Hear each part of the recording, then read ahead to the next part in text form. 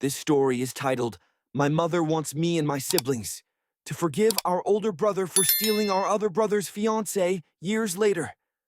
Karma hit them hard, and now they're begging. Hey everyone, we dedicate a lot of time and effort to finding these stories to keep bringing you the best content. If you enjoy what we do, it would mean the world if you hit that subscribe button. Your support truly makes all the difference and keeps this journey going strong. Thanks so much for being here with me. Now, let's start the video. OP begins by saying, I've always felt my family was unique, not in some dramatic movie-like way, but in how close we were growing up.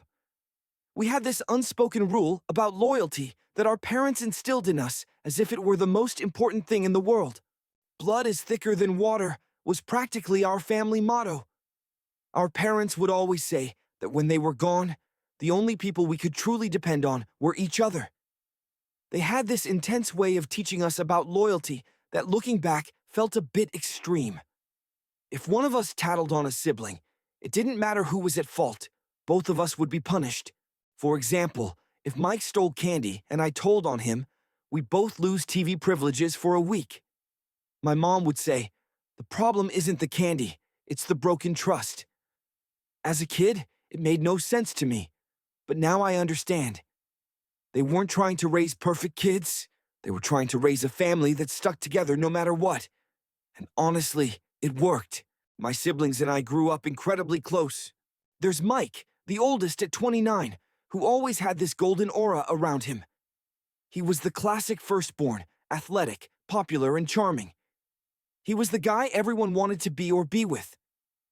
Then there's my older sister Anna, who's 26 and probably the most level-headed of us all.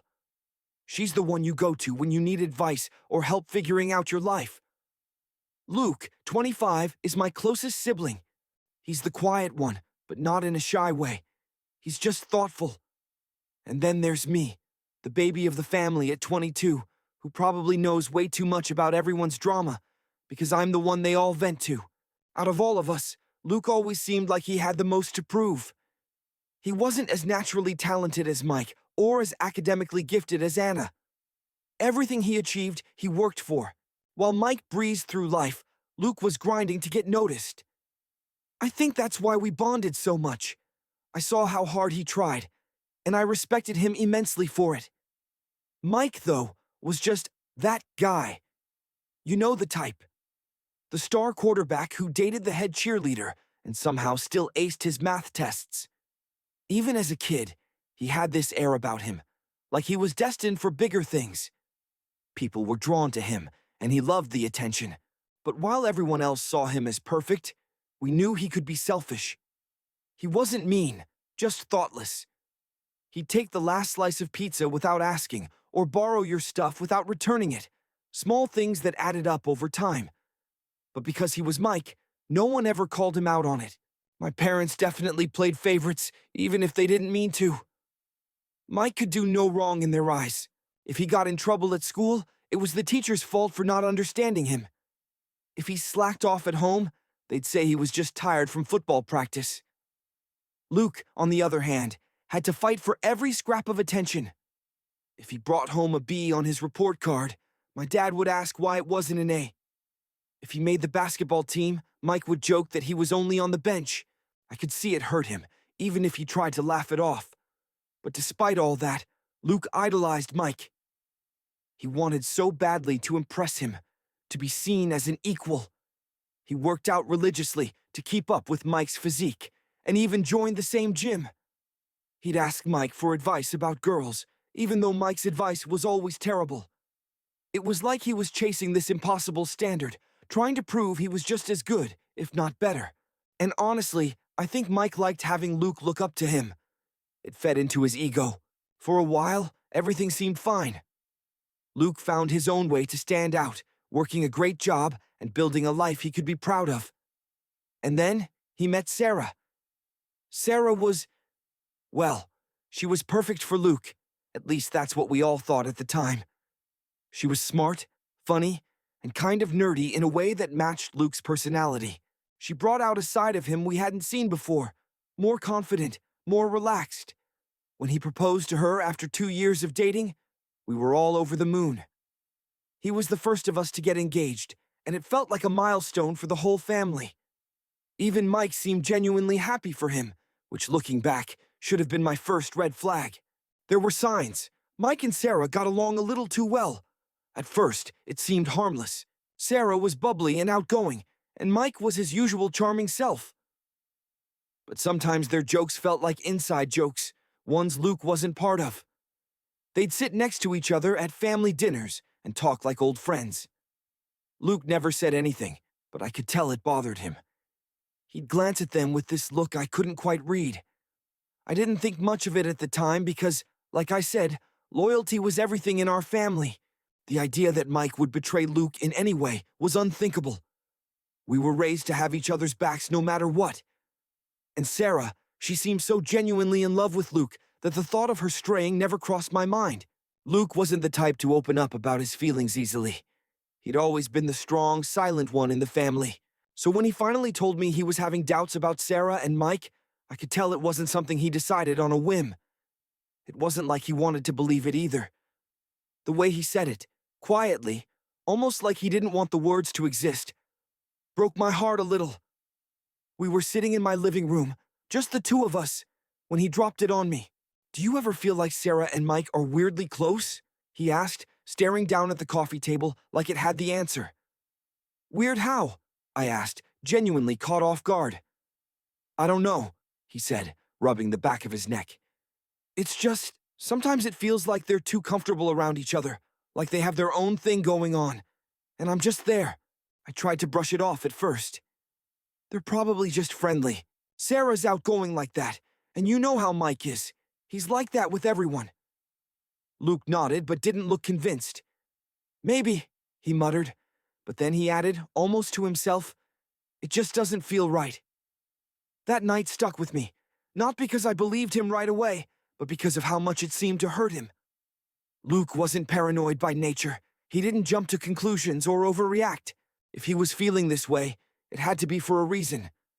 Still, I told myself it was just in his head. Sarah loved Luke. They were planning a wedding. Mike might have been selfish sometimes, but he wasn't cruel. It was easier to believe that Luke was imagining things than to confront the possibility that he wasn't. But then I started noticing things. Little things. The way Sarah would glance at Mike when she thought no one was looking. The way Mike seemed to go out of his way to make her laugh. Once, during a family barbecue, Sarah and Mike were sitting together on the patio, deep in conversation. Luke was inside grabbing drinks, and when he came back out, the way Sarah pulled away from Mike was weird, like she'd been caught doing something she shouldn't. I wanted to believe it was nothing. I wanted to chalk it up to my own paranoia, like Luke's suspicions were contagious, and now I was seeing things that weren't there. But the more I watched, the harder it was to ignore. One night, about a month after Luke first confided in me, I decided to test the waters. We were all at Mom's house for dinner. Me, Luke, Mike, Sarah, and Anna.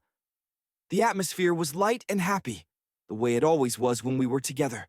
At one point, I made a joke about how Luke and Sarah were like an old married couple already. Always bickering, but clearly in love. Everyone laughed, but I noticed Sarah's laugh was a little forced, and Mike didn't laugh at all. Instead, he gave this awkward half-smile and looked down at his plate. It was such a small thing, but it sent a chill down my spine. If there was nothing going on, why did they both look so uncomfortable? I started paying closer attention after that. Not in a creepy, stalking way, but just observing. Sarah always seemed more animated around Mike. Her eyes would light up when he walked into the room, and she'd lean in just a little too close when they talked. Mike, for his part, seemed to thrive on her attention. He'd tease her in ways that felt less like a brother-in-law and more like something else. One night, I caught Mike looking at Sarah in a way that made my stomach turn. It wasn't a friendly look or even a casual one. It was longing. I remember thinking, no, I'm just imagining things. But deep down, I wasn't so sure. I tried to bring it up with Luke again, but he shut me down. "I don't want to talk about it," he said sharply. "I'm probably just being stupid." "You're not stupid," I said. "If something feels off, you should trust your gut." Luke just shook his head. "Even if I'm right, What can I do? Call them out? But if it's nothing and I just look like an idiot? What if it's something and I lose everything? I didn't have an answer for that. What could he do? Confronting them would blow up his entire life. Ignoring it would eat him alive. He was stuck in this limbo, doubting himself and the people he loved most.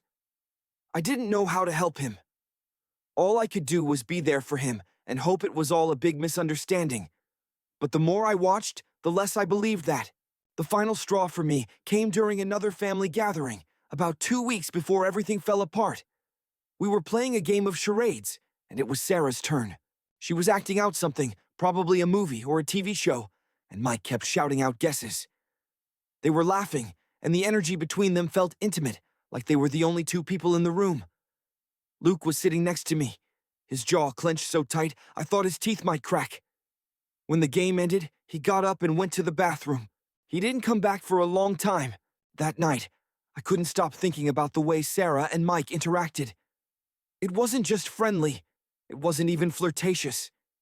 It was familiar, like they knew each other in a way they shouldn't. I wanted to believe I was wrong, but deep down, I wasn't. And I think Luke knew it too. Looking back, I wish I'd said something sooner. Maybe if I had, things would have played out differently. Maybe I could have spared Luke some of the pain he was about to go through. But at the time, I was too scared to rock the boat, too scared to face the truth. And then the truth came out anyway. The day it all came out started like any other. I wasn't even home when it happened. I got a call from Luke in the middle of the night, his voice shaking like I'd never heard before. He didn't even make sense at first. It was like his words were tripping over each other, and I could hear how wrecked he was through the phone. All I caught were the words Sarah, Mike, and cheating. By the time I got to his place, he was sitting on the couch, head in his hands, looking like he'd just been hit by a truck. There was an empty beer bottle on the floor, and his phone was lying face down on the coffee table, like it had betrayed him too. When he finally looked up at me, his eyes were red and swollen, and it was clear he hadn't stopped crying for hours. "She left," he said, his voice hoarse. "She left." "What do you mean she left? Where did she go?" I asked, trying to piece it together. "To Mike's." He spat the name out like it physically hurt him. She said she's in love with him, that she's been in love with him this whole time." It felt like the air got sucked out of the room. I sat down next to him, stunned. I didn't even know what to say. This wasn't just some fight or a relationship ending. This was our brother, the same guy who was supposed to have Luke's back, the guy we all grew up trusting implicitly. How could he do something like this? "She told me she's been sleeping with him for months," Luke continued, his voice breaking. "Months. While we were planning the wedding. While I thought she loved me. I didn't realize. I was crying until I felt a tear roll down my cheek. I wasn't even sure who I was crying for. Luke, because he didn't deserve this, or myself, because the family I thought I knew was falling apart right before my eyes." Luke's phone buzzed, and we both stared at it like it was a bomb about to explode. He didn't pick it up, but I saw the name on the screen. Mike. "He keeps calling," Luke said, his voice hardening. "What does he even want? To apologize? To explain? Like there's anything he can say to make this better?" I didn't have an answer for that either. What could Mike possibly say? "Sorry I stole your fiancée." It was so absurd that it almost didn't feel real. The next morning, after Luke finally passed out on the couch, I decided I couldn't just sit there and do nothing. I drove to Mike's house, barely able to see straight through the anger clouding my vision. When he opened the door, he looked like he hadn't slept either. Good, he didn't deserve to. "What the hell is wrong with you?" I snapped, not even waiting for him to say anything. "Do you have any idea what you've done?" Mike tried to interrupt, but I didn't let him. "No, shut up. You don't get to talk. You don't get to explain this away. You've destroyed him, Mike. Destroyed him. And for what? Some girl. Are you really that selfish?" "She's not just some girl," Mike finally said, his voice defensive. "I love her. I wanted to punch him. I've never wanted to hit someone so badly in my life." "You love her," I repeated, my voice dripping with sarcasm. Wow, that makes it all better, doesn't it? Forget the fact that she was your brother's fiancée. Forget the fact that you've ruined our family. As long as you're in love, it's fine, right? Mike didn't say anything. He just stood there, looking at me like he was the victim in all of this. It made me sick. You've always been selfish, I said, my voice shaking with anger. But this is a whole new level. I hope she's worth it, Mike, because you've just lost the rest of us. And with that, I walked away. I didn't wait for him to respond because, honestly, I didn't care what he had to say. There was nothing he could say that would make this okay. When I got back to Luke's place, he was awake and sitting at the kitchen table, staring at his phone. He looked up at me, his eyes hollow. "Did you talk to him?" he asked. "Yeah," I said. "It didn't help." Luke nodded, like he expected that. "I don't think I can ever forgive him," he said quietly. "Or her." "You don't have to," I told him. "You don't owe them anything." Over the next few days, the news spread to the rest of the family. Anna was furious. Our dad was livid. He called Mike and tore into him, saying he was no son of his anymore. Our mom, though, had a different reaction. "He's still your brother," she said when I talked to her. "People make mistakes. He's in love. You can't blame him for that." "Can't blame him," I shot back. "He betrayed Luke. He betrayed all of us. How can you just brush that aside?" "He's my son," she said, her voice firm. "And I won't turn my back on him." It was like a slap in the face. How could she defend him after what he'd done? How could she expect the rest of us to just move on? But that's exactly what she did. She started visiting Mike and Sarah, acting like everything was fine, like our family hadn't been ripped apart. And every time she tried to get us to forgive him, it felt like she was choosing Mike over the rest of us, over Luke. I wish I could say that was the end of it, but it wasn't. This wasn't something that could be swept under the rug. It was a betrayal that cut too deep, one that left scars none of us could ignore. And as much as I wanted to move on, to pretend like it didn't matter, I couldn't, because every time I looked at Luke, I saw the damage Mike and Sarah had done, and it wasn't something any of us would forget. The fallout from Mike and Sarah's betrayal was like a slow-motion car crash. You see it coming, but there's no way to stop it. It didn't just ruin Luke, it tore our entire family apart. It's hard to even pinpoint when it started because once everything was out in the open, there was no going back. Luke was a shell of himself after that night. He stayed at my apartment for a while because he couldn't stand to be in the house he used to share with Sarah. Every little thing reminded him of her. The photos on the walls, the coffee mugs they'd bought together, the stupid TV shows they used to binge. He told me once that the silence was the worst part, like her absence was louder than her presence had ever been. I'd never seen Luke like this before. He was always the strong one, the guy who could handle anything. But now, he looked completely lost. He stopped going to the gym, stopped taking care of himself, and barely ate. I tried to get him out of the house, even just for a walk around the block. But he wasn't interested. He'd just sit on my couch, staring at the TV, not really watching it, while his phone buzzed on the table. Mike kept calling. At first, Luke just ignored it, but eventually, he blocked his number. That didn't stop Mike from trying, though. He sent emails, texts from random numbers, even messages through mutual friends. He kept saying he wanted to talk, to explain, but Luke wasn't having it. "What's there to explain?" he said one day, his voice bitter.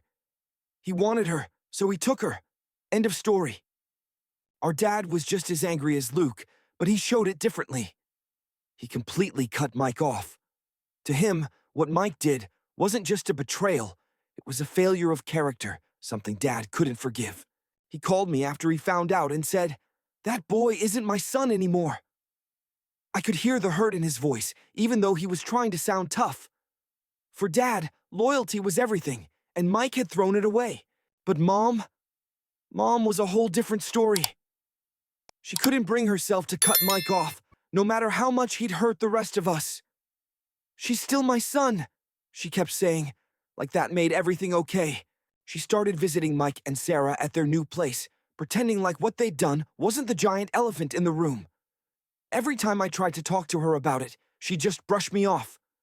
"You don't understand," she'd say. "He made a mistake, but he's still family." It wasn't just that she forgave Mike, it was that she expected us to do the same. She kept pushing Luke to talk to him, even going so far as to invite Mike over without telling Luke. I still remember the day Luke found out Mom had planned a family dinner, acting like it was just a normal get-together. Luke agreed to come because he thought it would just be me, Anna, and our parents. But when he walked in and saw Mike sitting at the table, he froze. The tension in the room was suffocating. Luke didn't say a word. He just turned around and walked out. I followed him outside, where he was pacing back and forth, his hands clenched into fists. "Why would she do this?" he asked, his voice shaking with anger. "Why would she think this is okay?" I didn't have an answer. All I could do was tell him what I knew he needed to hear, that he wasn't crazy, that he wasn't overreacting, and that he had every right to cut Mike out of his life if that's what he needed to heal. After that, Luke stopped talking to Mom altogether. It wasn't a dramatic decision. There was no big fight or tearful goodbye. He just stopped picking up her calls. I think it hurt him more than he let on, but he couldn't keep dealing with her constant attempts to reconcile him with Mike. It was like she couldn't understand that some things can't be fixed. Anna handled things differently. She was furious, but in her quiet, calculated way. She told Mike exactly what she thought of him in one scathing phone call and then blocked his number. She still talked to Mom, but their relationship became strained. Every time Mom brought up Mike, Anna would shut her down. "He's dead to me," she told her once. "Stop trying to bring him back." As for me, I was somewhere in the middle. I couldn't forgive Mike, but I couldn't bring myself to cut Mom off completely, even though her actions felt like a betrayal too. She kept trying to play the peacemaker, but all she was doing was making things worse. At one point, she even suggested we all go to therapy together. Her, Luke, Mike, and me. "We need to fix this," she said, like it was just a broken chair or a leaky faucet. "Fix what?" I snapped. "Luke doesn't need therapy with Mike. Mike needs to take a long look in the mirror and realize he's the problem." She didn't bring it up again after that. The final nail in the coffin came when Mike and Sarah got engaged. I don't know what I expected. Of course, they were going to get married eventually. But seeing the invitation in my mailbox still felt like a punch to the gut. They had the nerve to send it to all of us, like they thought we'd actually show up and celebrate their love. I didn't even tell Luke about it at first, because I knew how much it would hurt him. But he found out anyway when Mom brought it up during one of her rare phone calls with him. "She said I should go," Luke told me, his voice flat. "That it's time to move on." Can you believe that? I could, unfortunately. Mom had been saying the same thing to me and Anna for months. "Family is family," she kept saying, like that was supposed to make everything better. None of us went to the wedding. Not me, not Luke, not Anna, and definitely not Dad. Mom went, of course. She even posted photos on Facebook, smiling like everything was fine. When I saw them, I felt like I didn't even know her anymore. In the end, the fallout wasn't just about Mike and Sarah. It was about the cracks they exposed in our family, the loyalty we thought we had, but didn't. Mike's betrayal was the spark, but Mom's refusal to acknowledge the damage made it worse. And now nothing feels the same. After Mike and Sarah got engaged, the family split became official. It wasn't like we held a meeting or made some grand decision to go separate ways. It just happened naturally, like a crack in the foundation of a house. The damage was already done, and there was no going back. Mike and Sarah moved into their new life, and the rest of us tried to figure out how to navigate what was left of ours. Luke, understandably, had the hardest time. He stayed quiet about his feelings most of the time, but you could see the weight he was carrying. He wasn't the same person anymore. He used to be this driven, confident guy who could take on anything. But now, it was like he was just going through the motions. Work, sleep, repeat. He'd stopped talking about the future, stopped mentioning any of the things he used to be excited about. It was like a piece of him had been stolen, and he didn't know how to get it back. We all adjusted in different ways. Dad became colder, more distant. He wasn't the type to share his emotions in the first place, but after Mike's betrayal, it was like he built an even higher wall around himself, refusing to acknowledge Mike or Sarah's existence, even in casual conversation. If someone accidentally mentioned them, he immediately changed the subject. For him, they were gone, plain and simple. He wouldn't even consider the idea of reconciliation, which was one of the few things I actually agreed with him on. Anna, on the other hand, threw herself into her work. She was already a busy person, but now it felt like she was using her job as an escape from the family drama. She'd always been the mediator, the one who tried to keep the peace. But even she couldn't fix this. I think that realization hit her hard. She stopped coming to family dinners and stopped answering Mom's calls as often. It wasn't that she didn't care. It was more like she couldn't handle it anymore. And then there was Mom. Out of everyone, she seemed the most determined to pretend like everything was fine. She kept reaching out to Mike and Sarah, acting like they hadn't done something unforgivable. I'd hear about her visiting their place or going out to lunch with them, and every time, it felt like a slap in the face. It wasn't just that she forgave them. That was bad enough. It was that she expected the rest of us to do the same. She kept saying things like, "You can't stay mad forever," and "We're still a family," as if repeating it enough times would make it true. Once, she even suggested having a family reunion. "We need to start fresh," she said, like it was that simple. I laughed when she brought it up, not because it was funny, but because I couldn't believe she actually thought that was a good idea. "Mom, no one wants to start fresh with Mike," I told her bluntly, "especially not Luke."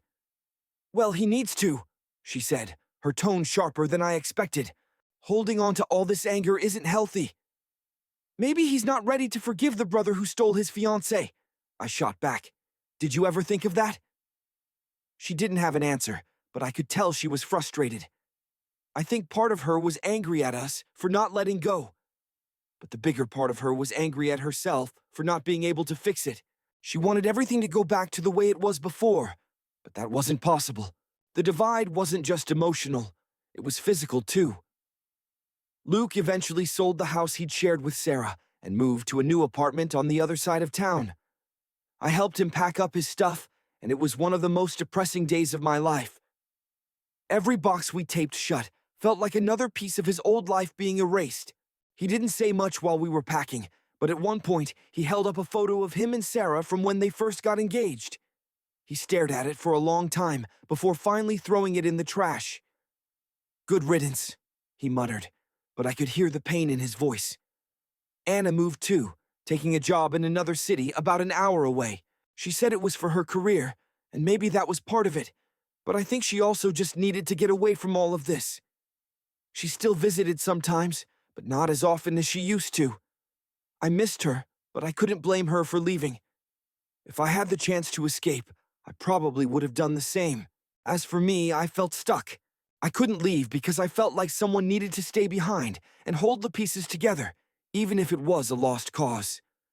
I kept in touch with Luke, saw Dad regularly, and talked to Anna whenever she had time.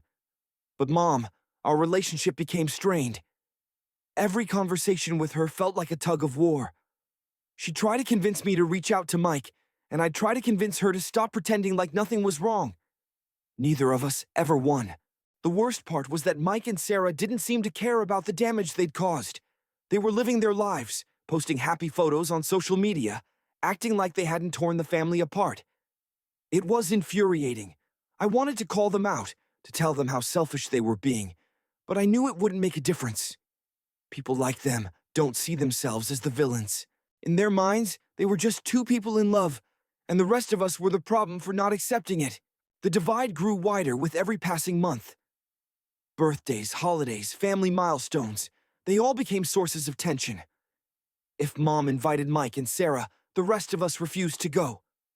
If she didn't invite them, she'd spend the entire time sulking about how incomplete the family felt. It got to the point where we just stopped having family gatherings altogether. It was too complicated, too messy. Looking back, I don't think any of us really knew how to deal with what happened. We were all grieving in our own ways, not just for the relationships we'd lost, but for the family we thought we had. It's hard to explain, but when someone you trust betrays you like that, it changes everything.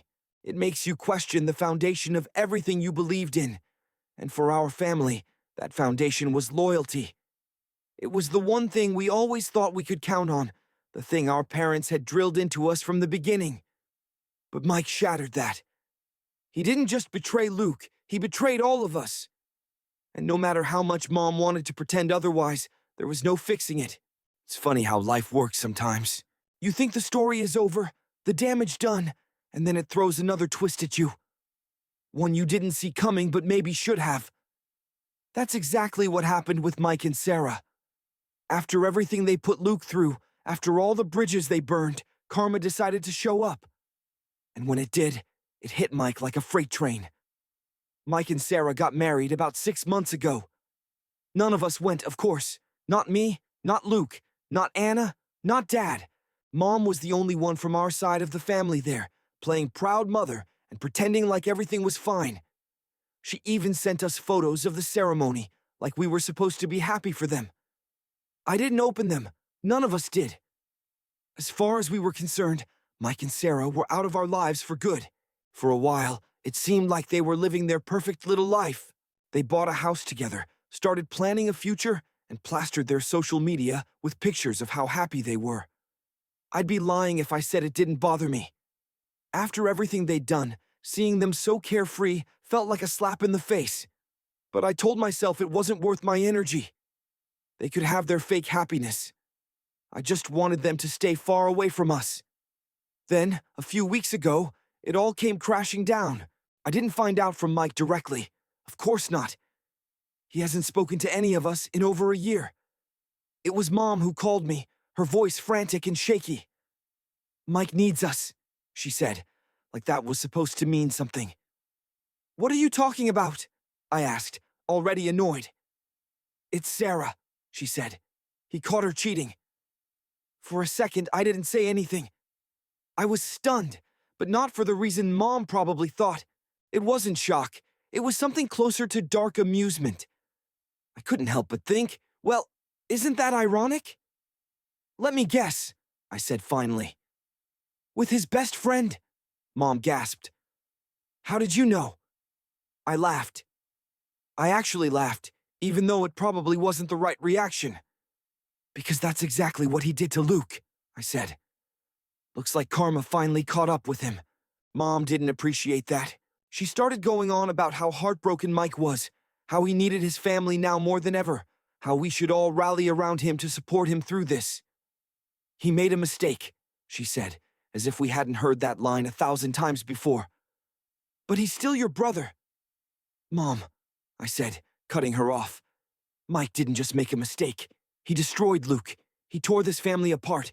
And now you want us to feel sorry for him because Sarah did to him what he did to Luke. Are you serious?"